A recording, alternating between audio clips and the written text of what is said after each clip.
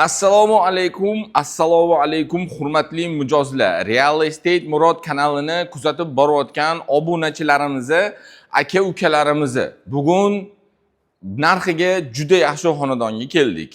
Kvartirani narxida deb aytolmayman. Menimcha kvartirangizni sotib turib, yostig'i tagida yig'ib qo'ygan pulingizni ozgina qo'shsangiz, xarid qilsangiz bo'ladi. Albatta videoning oxirida narxini aytib o'taman. Narxini aytishdan oldin birinchi siz obzorini ko'ring. Chunki hozir uyni men ko'rsatmasdan sizga narxini aytib qo'ysam, o'tkazib olishingiz aniq.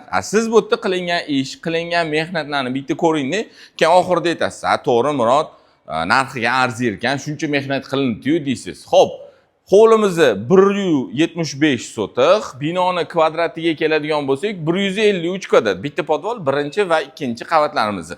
Kir-urishdan boshlab obzorni qilamiz. Bu yerda bizning kir-urish darvozamiz joylashgan. Kirdik, chap qo'limizda bo'lsa, bu yerda yozgi oshxona qilish uchun sharoitlarimizni qoldirib ketilgan.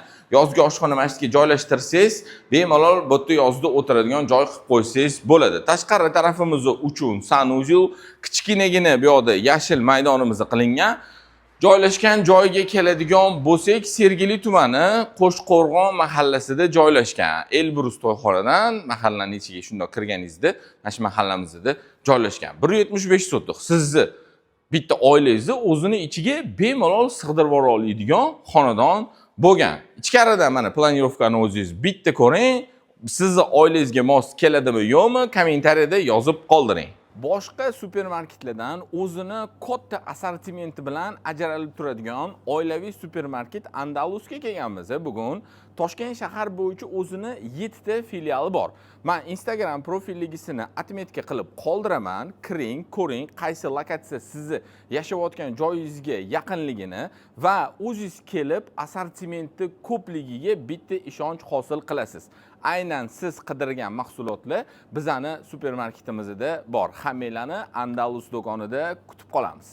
Uyimizga kir-urish eshik, panoramli, katta, ikki yon taraflama qilingan eshikni razmerini qarang, kengligini. Bunaqa eshik ancha vaqt ko'rmaganimga. O'zi borib ko'rib yurgan uylaringizda ham ahamiyat bersangiz, bunaqa keng eshikni hech kim qo'ymaydi. Xo'p, kirdik, bizani bitta katta xona. Bu bizani studiyni hol bilan zalimiz bo'ldi aytgancha. Bu akam aytdilarki, mana shu uyni qurgan quruvchi akam aytdilarki, Murod, mashdan to'sib turib, mana shu devorimizni burchagidan to'sib turib, kichkina yo'lga qoldirib, zalam qilib yuborsam bo'lardi dedilar, lekin ochuv bo'lsa juda keng bo'lib ko'rinar ekan dedilar. Haqiqatdan kelsangiz, men sizga aytaman, keng bo'lib turibdi. Juda chiroyli effekt beryapti. Panoramli oynalarimizni hovli tarafga qaragan, masjidga divanli zona qilsangiz, kirishimiz bilan ro'paramizga mana shu joyga bemalol 12 kishilik stol-stulni qo'yib yuborsangiz bo'ladi. Yoki nabarot, bunaqasiga 12 kishilik stol-stul, mana shu tarafimizga divanni zona qilib qo'ysangiz bo'ladi. Ko'zni charchatadigan ortiqcha hech narsa yo'q, neoklassika lustralarimizgacha qilingan. Bu yerda televizorimizni xullas sharoitlari qoldirib ketilgan. Birinchi qavatimiz uchun sanuzel qismimiz bu yoqda joylashgan. Bu yerda katta sanuzel qo'rtilar akam, yaxshi joy yayamabdilar. Dushvayasi, o'zini unitas, bu yerda kir yuvish mashinalarigacha xullas joylari qoldirib ketilgan. Zinani tegidan xullas unumli foydalanibdilar akamlar. Keyingi xonamizga o'tadigan bo'lsak, bu bizning oshxona qismimiz. Mebelimiz qo'yilgan. Texnikadan vıtishga plita, bu yerda pechimiz qo'yilgan. Hozir bekitilgan texnikalar. Xo'p, bu yerda yo'q texnikamiz. Bu yoqda ham yo'q. Kir mashina chunki sanuzel ichida bo'ladi. Bu yerda nima qolgan? Xolodilnik qolibdi bitta.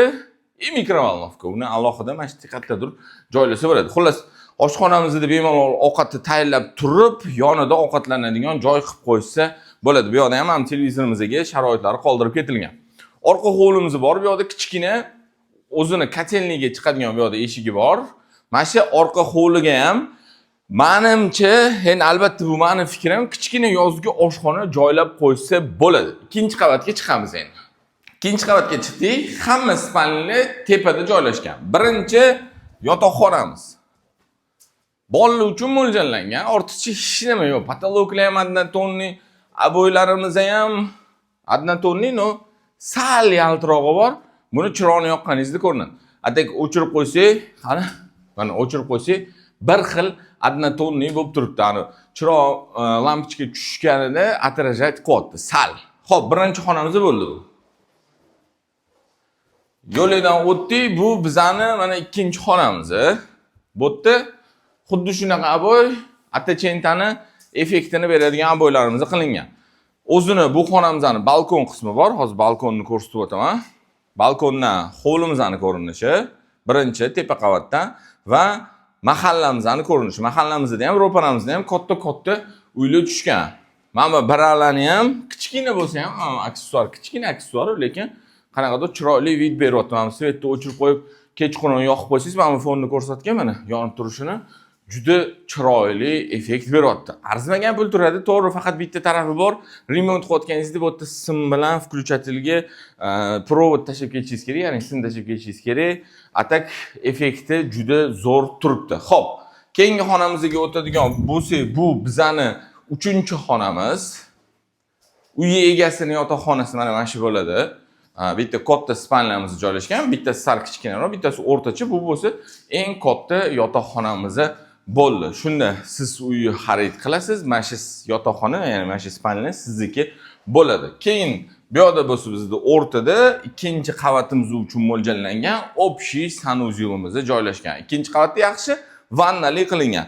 Birinchi qavatimizda bo'lsa dush edi, ikkinchi qavatda yaxshi olgan vannali qilibdilar. Birinchi qo'yganlarda narxini sotuvga ancha qimmatroq qo'ygan ekanlar. Hozir men keldim, aytdilar, "Churdim" dedilar. Churgan narxlaridan ham pastroqga tushirib, men sizga narxini aytaman. $149,000 so'ralyapti. O'zi bu atrofdan so'rab surishtirsangiz, bunaqa sotuv, xuddi shunaqa qurilgan uylarning narxi ancha qimmatroq. Shuning uchun keling, bitta mahallani ko'ring, qo'ni-qo'shnilarni ko'ring. Bu yerda o'z uyimiz ikkita yonma-yon bo'lgan, bittasi sotilib bo'lgan. Bitta mana mashinasi qoldi. Shuning uchun ulgurib qolish kerak. $149,000 ga arziydimi yoki yo'qmi? Fikringizni kommentariyada yozib qoldiring va sizni kvartirangiz nechta pul turadi? Sotib yig'ib qo'ygan pulingizni qo'shib sotib ola olasizmi yoki yo'qmi? Albatta shuni ham yozib qoldirishni unutmang. 175 sotiq, 153 kvadrat bino, ichkarida qilingan ishlarni ko'rdingiz. Albatta video yoqqan bo'lsa, like bosib qo'yishni ham unutmang.